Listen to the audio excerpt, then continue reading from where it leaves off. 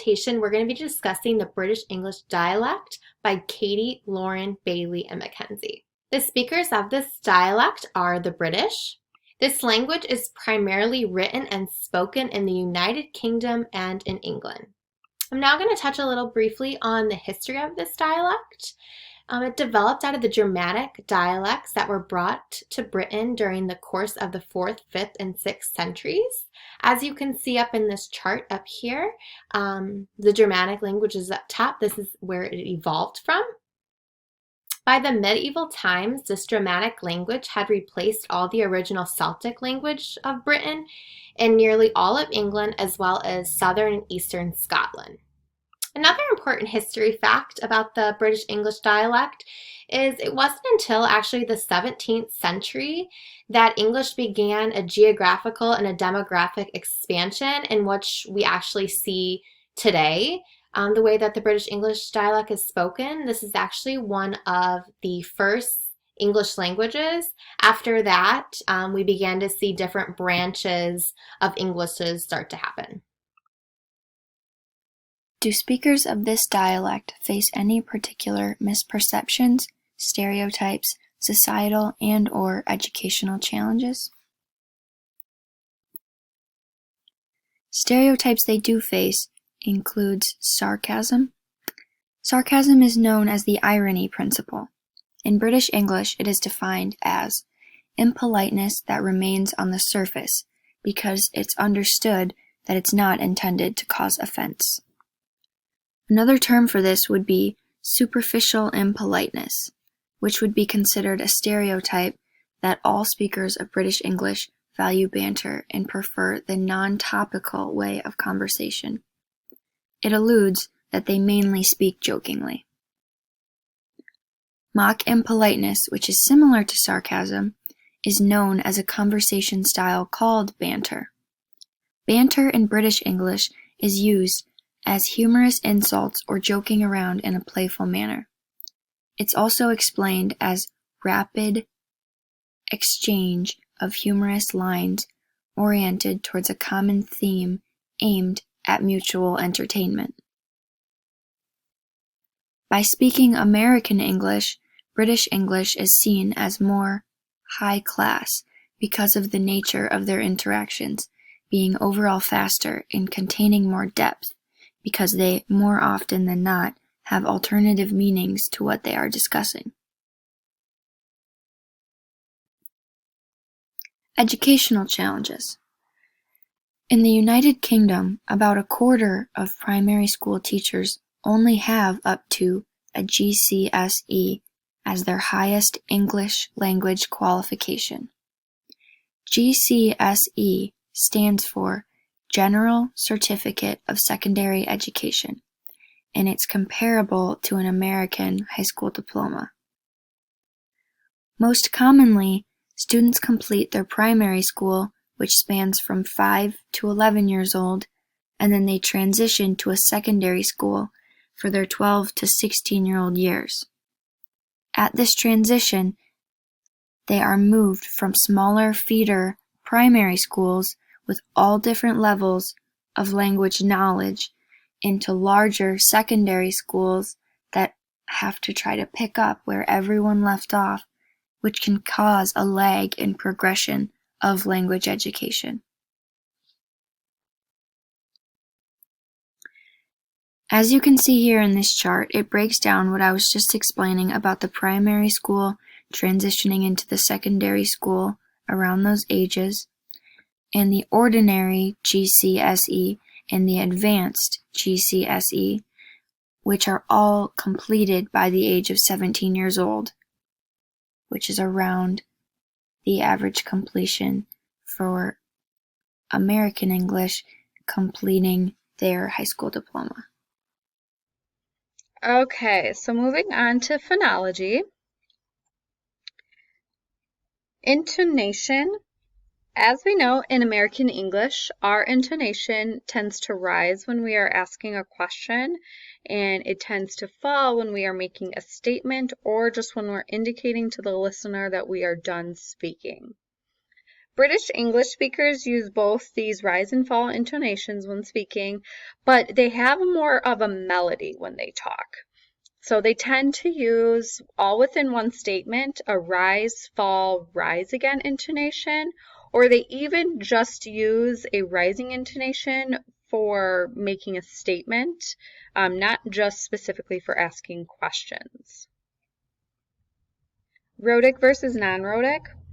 Both American English speakers and British English speakers pronounce the R sound when it comes before a vowel sound, but unlike most American English dialects, British English speakers are non-rhotic, meaning they do not pronounce the R sound after a vowel sound. Researchers Trayman and Barry looked into this more with their research on spelling errors between American English speakers and British English speakers, and they found that British English speakers made more spelling error with words that ended in the R sound or when that R sound came after a vowel sound. So in their research, they used an example with the word doctor. And as you can see, American English speakers, how they pronunciated the word, when it's phonetically transcribed, they had the hooked R at the end. Whereas British English speakers, when they pronunciated the word doctor, when it was phonetically transcribed, they did not have the R sound at the end, they had a schwa sound at the end. And then here's a video just kind of showing an example between the two dialects when a word ends in R or comes after a vowel sound. Let's start with the letter R. When the letter R is in the initial position of a word or in the middle of a word, there isn't a huge difference between the way Americans or British people pronounce it. However, listen to me saying the following 4 words and then listen to Rachel saying them. Rain, rain, drain, drain, spring, spring, berry. berry, Now, when the letter R is in the middle position, in a monosyllabic word and after a vowel, in British English we tend to drop it. We also drop the letter R at the end of words in British English, whereas in American English there is no difference. Now I'd like you to listen to me say the following words and then listen to Rachel saying the same word immediately. Birth, birth, turn, turn, learn, learn, work, work, germ, germ, farm, farm, other, other, clever, clever, director. director. All right, so moving on to the consonant T. As we know, the T has a stop manner, so that means it has 3 phases: approach, maintain, release.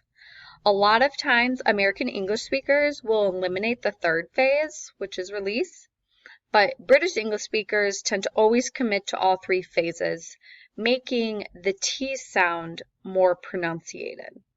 Take, for example, us American speakers, when we say the word what, we don't release it, but British English speakers will actually release that T sound. So when they say it, it would sound more like what, making that T sound more pronunciated.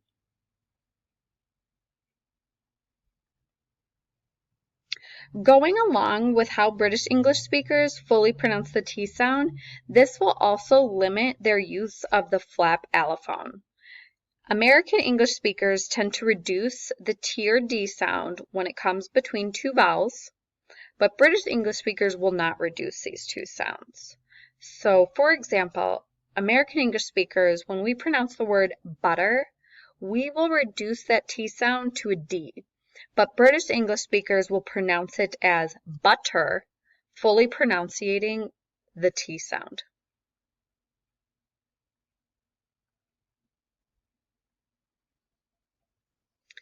All right, now vowels, specifically the inverted V.